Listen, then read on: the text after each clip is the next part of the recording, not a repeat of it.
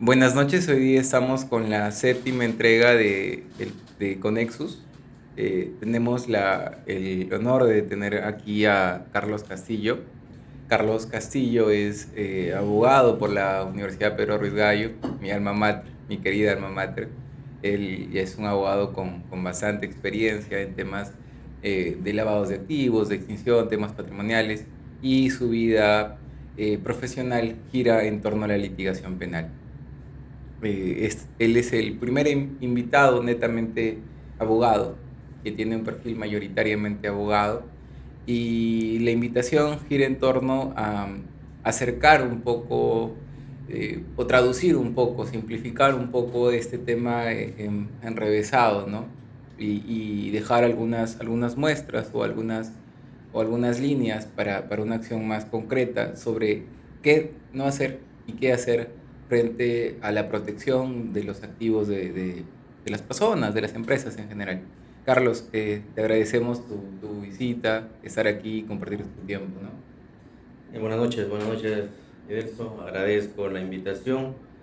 Estos espacios son importantes para dar a conocer, ¿no?, temas importantes que la sociedad, que el ciudadano necesita conocer, como es el tema de la extinción de dominio, el lavado, eh, una ley de extinción que viene siendo bastante cuestionada, incluso está en el Tribunal Constitucional, Ujú. y te agradezco por la invitación y espero aportar un poco ahí. Sí, sí, sí, Carlos. Te comentaba en la previa, la dinámica es un poco imaginar que soy una persona que no es abogada, ¿sí? Y hacerte preguntas abiertas a efectos de ir conduciendo la línea, ¿no? Claro. Entonces,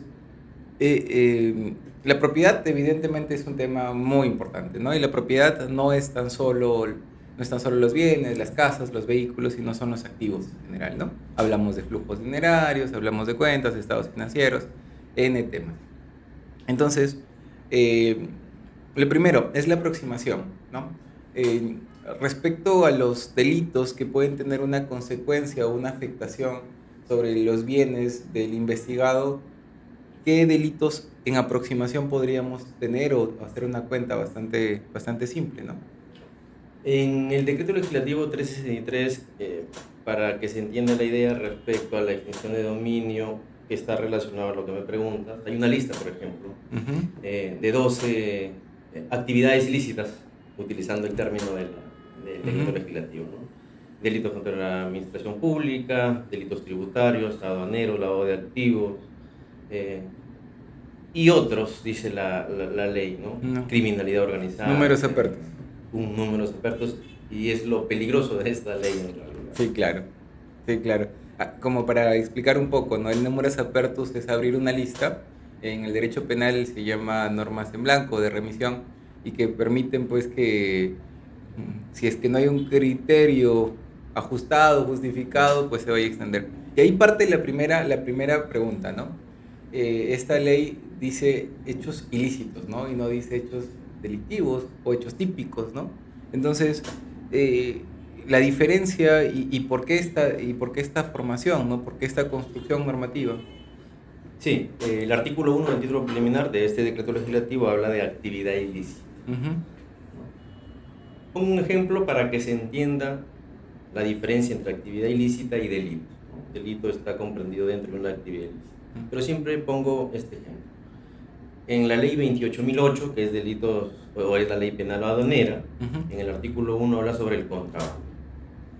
En el contrabando, para que se pueda sancionar a una persona, este producto tiene que superar las 4 ITER. Si es menor, no lo es, Si ¿no? es menor, no es, queda como un ilícito administrativo. Como las lesiones por allí. Por ahí. Ujú. Entonces, ¿qué pasaría si, por ejemplo, se transporta productos de contrabando, se da cuenta, hay una intervención policial, se abre una investigación quizá, pero No supera. no supera las 4 ITER? Entonces, de acuerdo a la ley, no es delito, se Ujú. archiva el caso. Entonces, ahí entra a tallar la extinción de dominio, porque si bien no es delito, sí es un ilícito administrativo. Ujú. Y la diferencia con los ilícitos civiles, por ejemplo, o netamente civiles, porque bajo esa lógica podría decirse que un acto jurídico nulo, un negocio jurídico nulo, también podría estar dentro de este ámbito de aplicación, ¿no? Hay doctrina que menciona también que los ilícitos civiles podrían entrar a tallar también con el tema de la extinción de dominio. Y es por eso que es uno de los puntos que se cuestiona bastante, Ujú, ¿no? claro. A diferencia de otros países en la que son más claros, o más abiertos, o más directos.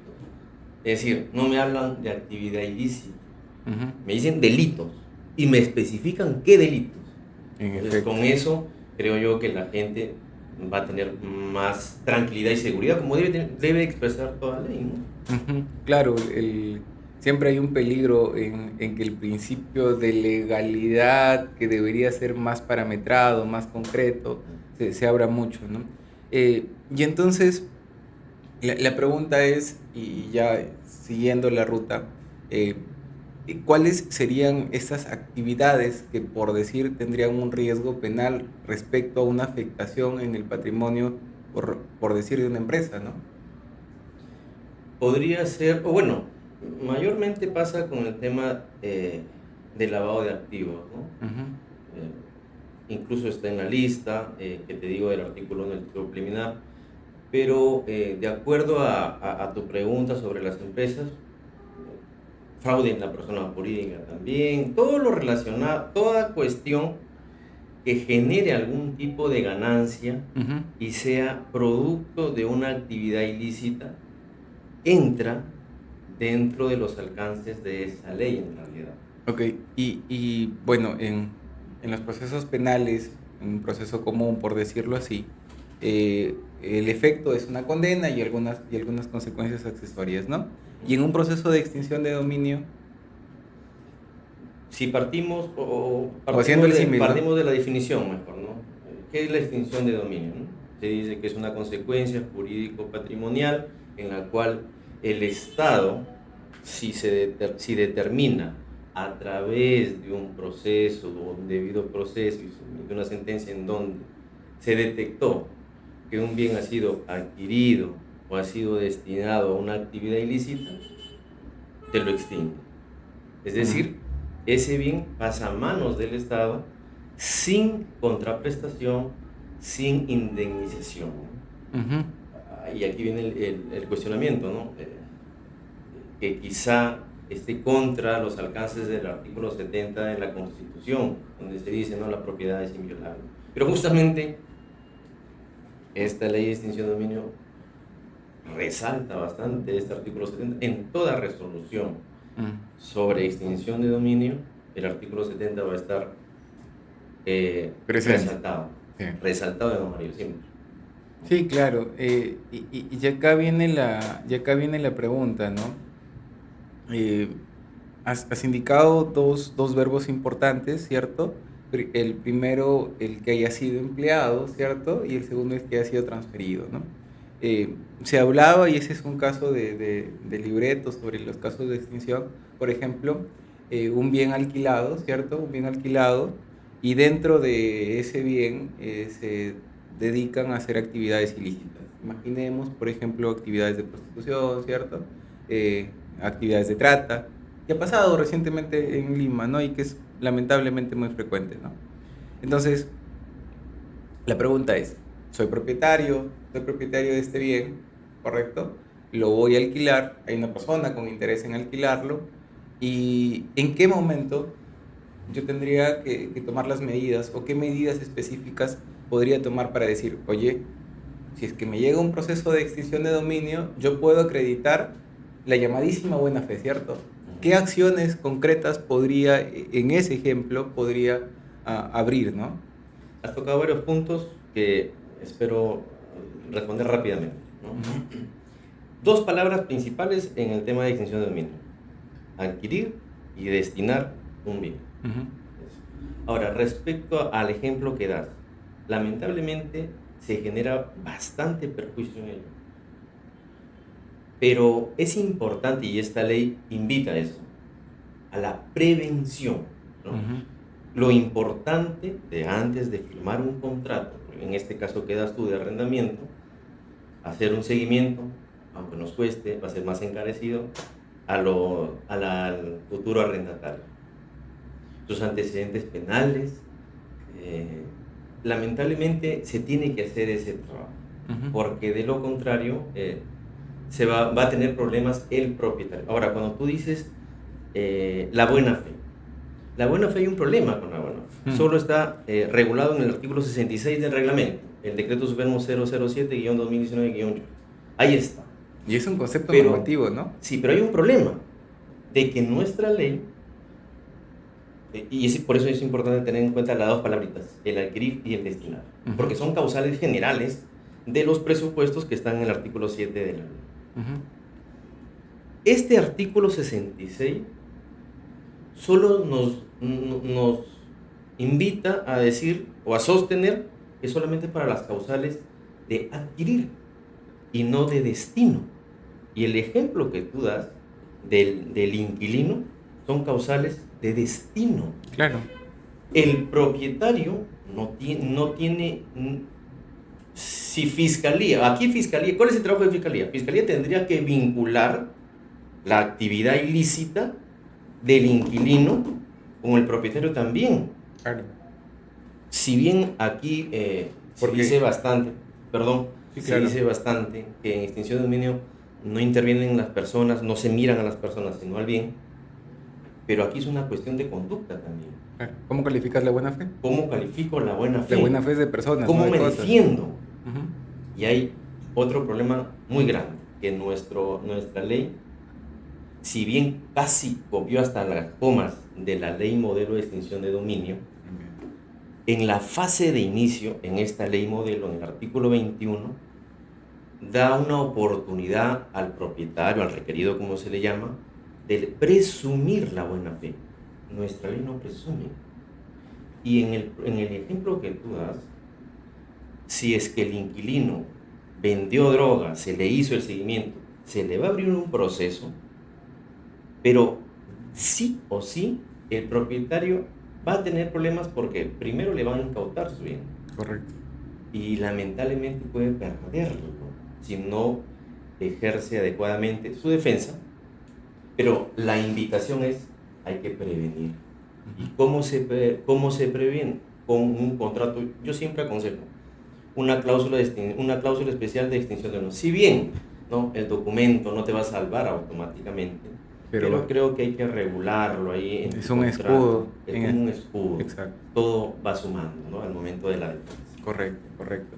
Y allí viene un tema, ¿no? Y ahí viene un tema. Los bienes, y esto pasa mucho en empresa, no son administrados directamente por el representante, ¿no?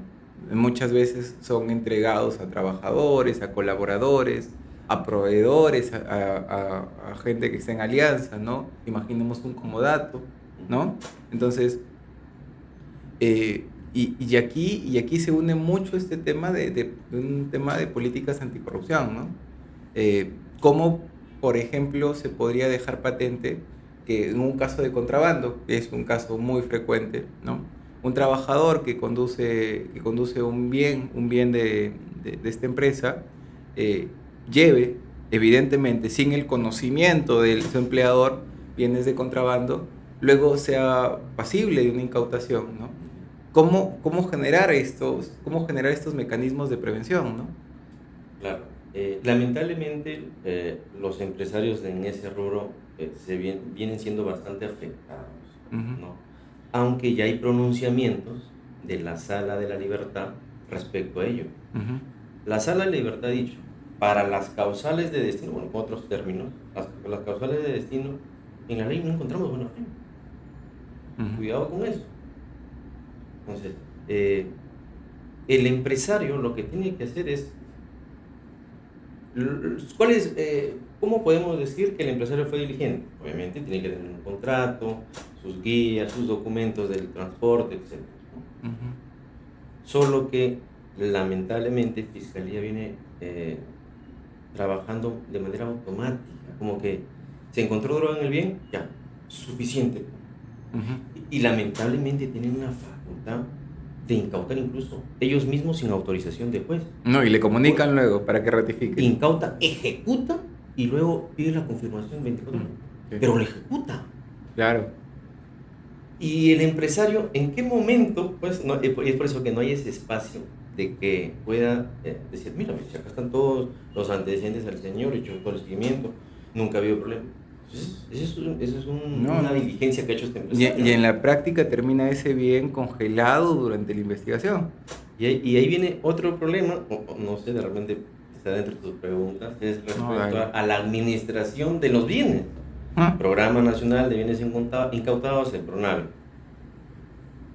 ¿Cómo viene administrando? Ojo, le quitan el camión y el Estado lo empieza a utilizar al día siguiente, por si acaso. sí. ¿Qué pasaría si, si termina el proceso Y ordenan la y devolución. ordenan la devolución? Es un vehículo. Y fíjate que ahí hay un tema que se abre mucho, ¿no? Que es el tema de la responsabilidad administrativa del aparato de justicia, ¿no? El Ministerio Público, el Poder Judicial, ¿no? Yo no he visto con mucha boga que hay una parte de la doctrina que habla sobre esta responsabilidad, pero en la práctica no sucede nada, ¿no? O sea, lo emplearon la máquina, ¿cierto? Le generaron un desgaste, evidentemente no es un bien propio, no le van a generar el cuidado que se requiere y al momento de la devolución y en la práctica estos procesos toman un año, año y medio, ¿cierto? ¿Sí? Entonces en un año y medio ese camión pues tiene un recorrido gigante y el propietario de la unidad, este empresario, no le queda mayor reclamo, ¿no? Entonces, ¿cómo es que, cómo es que miras esto? O sea, ¿qué respuesta existe ante el error judicial, ¿no? Porque es un error judicial. Claro. Tengo un caso en donde a unos clientes le incautaron su casa. Uf, Febrero 2022. Nos han devuelto la casa porque se ganó enero de este año. son- ¿Cuánto tiempo ha estado esta familia una, una sede policial seguro. fuera de su casa eh, viviendo con alquileres? Ahora, ¿quién le devuelve todos estos años, no? Entonces, con esos clientes está pendiente una reunión en la que seguramente se irán a tomar las acciones legales correspondientes. Una indemnización por esos perjuicios podría ser, ¿no? No, Porque, y lo que se responde, y es la respuesta que en algunos casos he visto, es parte de mis facultades, ¿cierto? claro, Pero claro, la norma administrativa, la 2744 Marco, habla respecto a una responsabilidad solidaria entre el funcionario o servidor con la administración pública, ¿no? Es un tema largo, ¿no? sí, claro. Es un tema largo. Igual viene, y es el otro aspecto, ¿no? que se relaciona, el lavado de activos, ¿no? El lavado de activos parte de la misma, del mismo tema, ¿no? No es necesariamente un tema delictivo, ¿cierto? Un ilícito penal, sino también un acto ilícito, ¿correcto? Y que este acto ilícito ha sido convertido y luego, básicamente, estos bienes adquiridos, ha habido una conversión, ¿sí? Y en esta adquisición ha existido detrás algún delito, ¿no? Entonces, y mucho se va acercando a las formas de elusión tributaria, por ejemplo, ¿no? O a Ujú, las formas de un incremento patrimonial no justificado, ¿no? ujú. Entonces, en ese aspecto, ¿cuáles son las primeras líneas o la primera procura que debe tener una persona para no incurrir en esto, ¿no? Para no llegar a un punto de un lavado de activos? Claro, respecto al lavado de activos, eh, yo suelo enseñar ese tema y siempre lo relaciono con extensión de dominio, Primos hermanos. porque hay ahí una línea bastante delgada, ¿no? Para el tema de lavado de activos, por ejemplo, ese tema o uno de los pilares de la prueba indiciaria de lavado de activos es el incremento no justificado. Ujú, Y uno de los presupuestos regulados en el artículo 7 del decreto legislativo 1373 justamente es también el incremento no justificado, ujú. ¿no? El tema es que el empresario o la persona que no quiere verse envuelto en un tema de lavado o quizás en un tema de extinción, porque hay que colocarnos en los zapatos de un empresario inmobiliario, por ejemplo, quiere comprar un terreno. Ujú. Y no basta ya ir a registros públicos. Debería ser suficiente porque se supone que el registro público nos da la seguridad jurídica. Y la presunción de licitud del acto se perdió, ¿cierto? Ahora, con esto habría que tener cuidado porque de repente tu vendedor ha estado en problemas de lavado. Entonces, El de comisionista, repente no el te, corredor. de repente no te involucren en el de lavado, pero sí te puedas involucrar con el de extinción, que va a ser peor. Y Ujú. vas a gastar tanto dinero porque hay empresas que compran bastantes áreas y desembolsan bastante dinero, ¿no? Entonces, aquí la palabra clave, y creo que lo que debe destacarse de esta conversación es la prevención que deben tener los ciudadanos y los empresarios para evitar caer en el tema de lavado o en extinción en O el sea, no es camino. tan solo revisar la propiedad, sino revisar los antecedentes o el rastro que tenga la persona contratante o que intervenga en el medio de la Yo operación. siempre recomiendo tengan su expediente, antecedentes penales, judiciales, civil, perdón, antecedentes penales, judiciales, policiales, pero también reportes en comisarías, reportes en fiscalía. Quizás estoy siendo bien exagerado, Ujú, pero mientras no se ajusten, porque yo no ujú. estoy de acuerdo que desaparezca esta ley, pero se deben hacer ajustes. Y mientras no se ajuste, creo yo que se tiene que hacer ese trabajo. Y hagamos un balance sobre tu opinión. ¿Cuál es la parte rescatable, positiva? ¿Cuál es la parte negativa en esta norma? A ver, empecemos por lo negativo. En la parte negativa es que hay una afectación al derecho de defensa en la fase inicial. El proceso de extinción de dominio tiene dos fases: indagación patrimonial y etapa judicial. En la primera etapa, indagación patrimonial, no hay un espacio que le Ujú. permite a la persona que es Defenderse. requerida defenderse. ¿Por qué? Porque es reservada esa.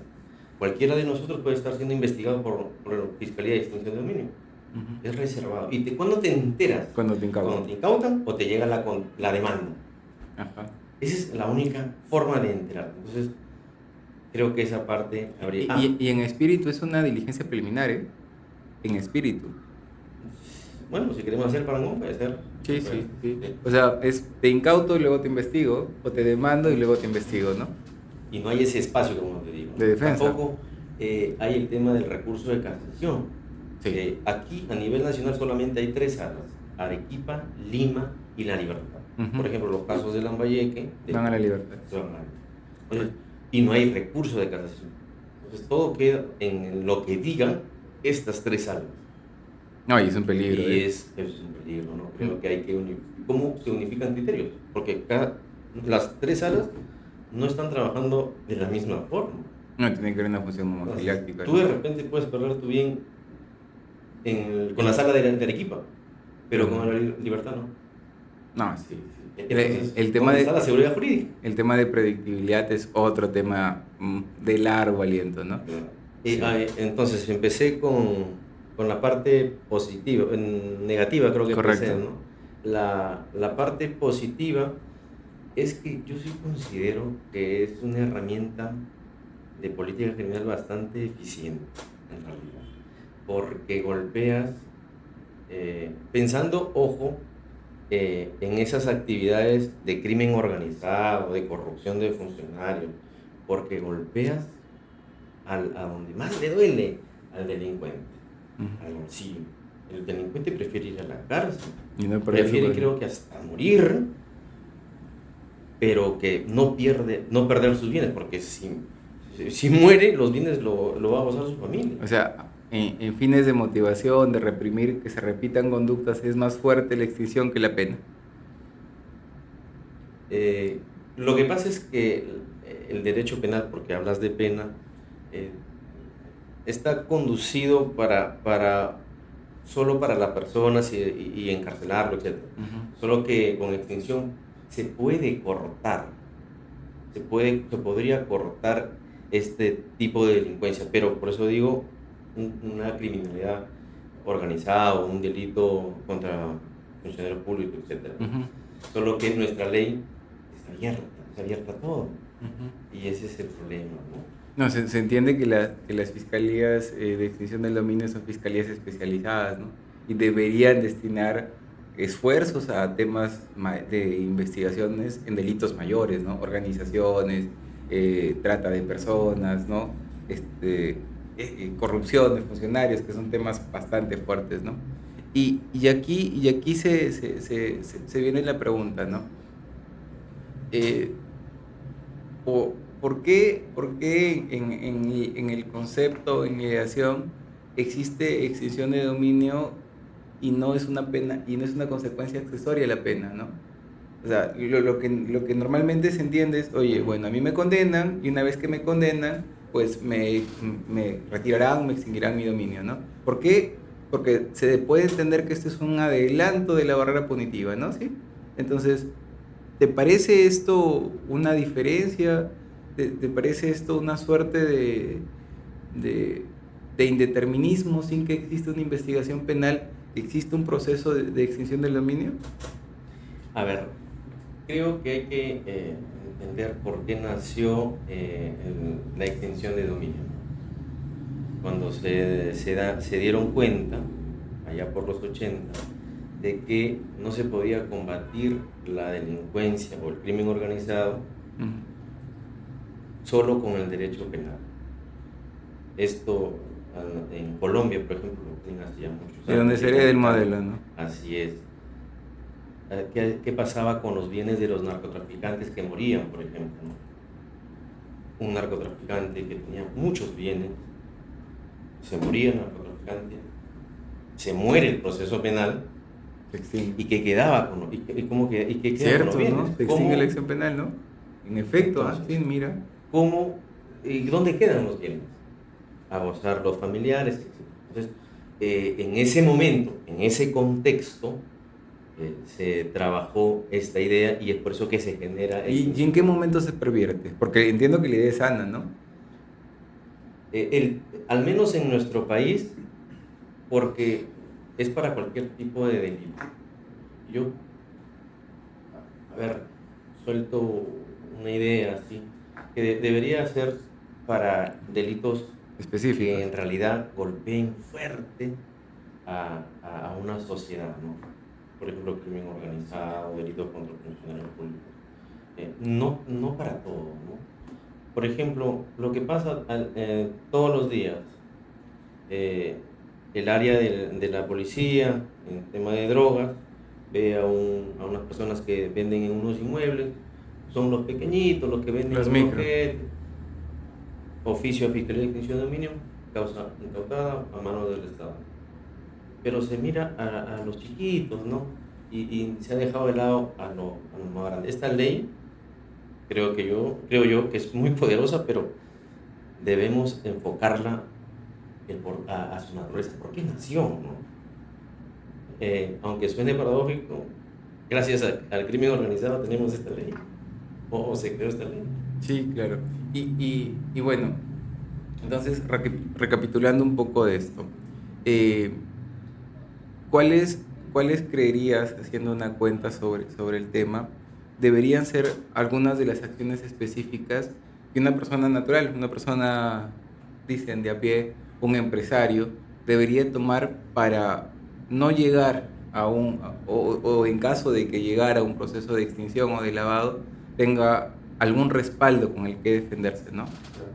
Eh, Se ha encarecido todo, pero mientras la ley está así como la tenemos, necesariamente, al menos yo sí aconsejo, bueno, con el empresario creo que no hay mucho problema, ¿no? Porque creo que los empresarios en su mayoría tienen o cuentan con asesorías, ¿no? Ujú.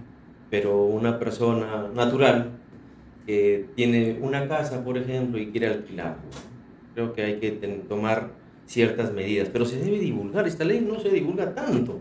Por el cuestionamiento o por la demanda de inconstitucionalidad, tenemos varios debates ahora, Ujú. pero esta ley entró en vigencia el 2 de febrero del 2019 y nadie decía nada. No. Hasta que se implementó, hasta que se crearon las fiscalías, juzgados y No todo se ha eso. dicho nada. Entonces creo yo que la palabra clave es la prevención, un contrato siempre. Y acá viene la pregunta, ¿no? La pregunta hipotética, ¿no? Para ir al absurdo. ¿Qué pasaría si es que esta norma se derogara? Qué pasaría con estos bienes que han sido generados de un acto ilícito? Claro. Aquí el Estado se va a ver envuelto en un gran problema, porque si se supone que la ley desaparece y los bienes incautados, ¿dónde quedan? Claro. O sea, es necesario. Pues ahí va a haber un problema para el Estado. Bueno, ¿qué tendría que pasar? Creo yo que podría tener problemas el Estado en decir, estos bienes regresan a sus propietarios o no regresan. Entonces ahí hay un problema, ¿no? que se puede generar. Te comento un poco y bueno, Nexus tiene mucho esta idea de hacer formas preventivas, ¿no? Y a eso está la invitación, porque básicamente cuando uno mira el conflicto se da cuenta de la necesidad de la prevención. Antes no te das cuenta, ¿no? Entonces, tuve hace algún tiempo un proceso de extinción y dentro de las recomendaciones que se estuvieron, se tuvo una conversación, se implementó un sistema de prevención de ilícitos penales, que es muy parecido al ISO 37001. Y pues tiene un manual, tiene unos formatos, un seguimiento, una supervisión. Lo que hablaba en ese momento el funcionario responsable de este procedimiento, que era una persona, la verdad, bastante culta, nos señalaba, oye, ¿y cuáles han sido tus procesos de supervisar, cierto, que el destino, que el uso de estos bienes hayan sido correctos, ¿no? Entonces, a mí me parece que añadiendo a lo que señalas, de tomar las prevenciones, de verificar el perfil de con quién contratas o de quiénes intervienen, existe una suerte de supervisión, ¿no? Creería que los sistemas de prevención son importantes. Una última pregunta para redondear, porque aquí hay un tema muy relacionado con el derecho penal empresarial, ¿cierto? Con los temas de extinción y lavado. También existe dentro de las empresas estos ánimos de una suerte de corrupción interna, ¿no? ¿Sí? Lamentablemente le existe y eso es traducido en fraude de la administración de personas políticas, ¿no? Entonces, ¿cómo tú miras el papel de los sistemas de prevención para las responsabilidades, por ejemplo, de los gerentes o, en su caso, respecto a políticas adecuadas para las gestiones de proveedores o para las políticas con clientes, ¿no? ¿Cómo miras esto de cara o en la experiencia que ya tienes en el litigio? ¿Es algo que debería ser implementado o es algo que es baladí respecto a un proceso judicial, ¿no? A un litigio ya penal? Bastante positivo en realidad, ¿no? Yo sí estoy de acuerdo con ese tipo de prevención, porque no solamente vas a evitar un tema o una complicación penal con el gerente, sino también vas a prevenir con un tema o con una futura demanda de extinción de dominio, con lo que acabas de decir, ¿no? Prevención de ilícitos penales, en realidad eso llevaría a la empresa en sí estar bastante cubierta, bastante protegida. Nadie puede asegurar en realidad si es que van a denunciar o no, pero ese tipo de prevención te permite cortar rápido el proceso, porque el proceso tiene varias etapas: investigación preparatoria, etapa intermedia, juicio oral, etc. Pero si has trabajado en prevención y aún así te han denunciado, proceso penal, o aún así te han incautado o demandado, proceso de extinción de dominio, tú puedes en el proceso penal incluso cortarlo en diligencias preliminares. Y si bien en el tema de extinción de dominio, la indagación patrimonial de reserva y todo, pero si te incautan ya te enteras, pero puedes también ya cortar un proceso o esclarecerlo inmediatamente, ¿no? Porque ya está bien, te incautas, te enteras en el proceso de extinción, pero puedes de repente evitar que el fiscal presente su demanda de extinción, porque ya la aclaraste. Mira, hice un papel de prevención muy importante. Justo hay, en el entendimiento laxo del derecho, hay institutos que son transversales, ¿no? Sirven para todo, y uno de ellos es la buena fe, ¿no? En la teoría se habla mucho que hay buena fe objetiva, buena fe subjetiva, ¿no? La buena fe es subjetiva como la creencia de que estoy actuando bien, y la buena fe como el parangón del hombre romano regular, ¿no? ¿Sí? O sea, lo que yo debería actuar. Entonces,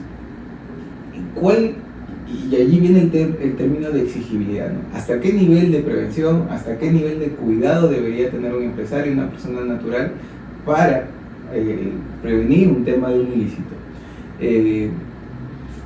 ¿Cuál crees que es razonablemente el punto exigible de buena fe, de diligencia a un empresario, a una persona? Vamos a ponerle una persona natural, ¿no? La ley y el reglamento no lo señalan, pero si una persona natural alquila su bien, pero de manera verbal, porque lo conocí, porque es mi vecino, y en su inmueble se destina a una actividad ilícita, lamentablemente no va a ser muy difícil, si es que le inician un proceso de extinción de dominio, que recupere su bien, si es que lo incauta. Va a ser muy difícil, ¿no? Porque, o al menos así como está ahorita regulada la ley. Voy a ser más exagerado quizá. No difícil, no lo va a recuperar. Sí, no lo va a recuperar. Porque en el proceso, ¿tú qué vas a decir? No, es que es mi amigo, mi vecino, estudié con él en inicial, por eso lo alquilé. Lamentablemente, aquí el tema de la buena fe, finalmente la buena fe también se necesita datos objetivos, ¿no? Tienes que hacer cierta actividad, acreditarlo, ¿no? Pero si no, en el tema de la empresa, bueno, creo que con la empresa no hay mucha cuestión en el sentido de que si tú contratas a él, va a haber un contrato laboral, si es para transporte va a haber guías, etc., ¿no? Ya en el camino, por ejemplo, en un transporte de ciudad a ciudad, el conductor hizo una parada no comunicada, es difícil que el empresario pueda controlar esa conducta, ¿no? Pero si el empresario, vamos a ponerlo, un empresario informal, no hace contratos, que trabaja así, entonces ahí también va a tener problemas. Claro. Porque que tú le das tu carro a cualquier persona, no hay un contrato, no has visto su perfil como decías anteriormente. Entonces, mínimamente, para la empresa el nivel es más alto que una persona. Contrataste a un trabajador que tenía un tema de contrabando y en investigación previa. Ahí si afirmo lo va a perder también. Sí. Es así.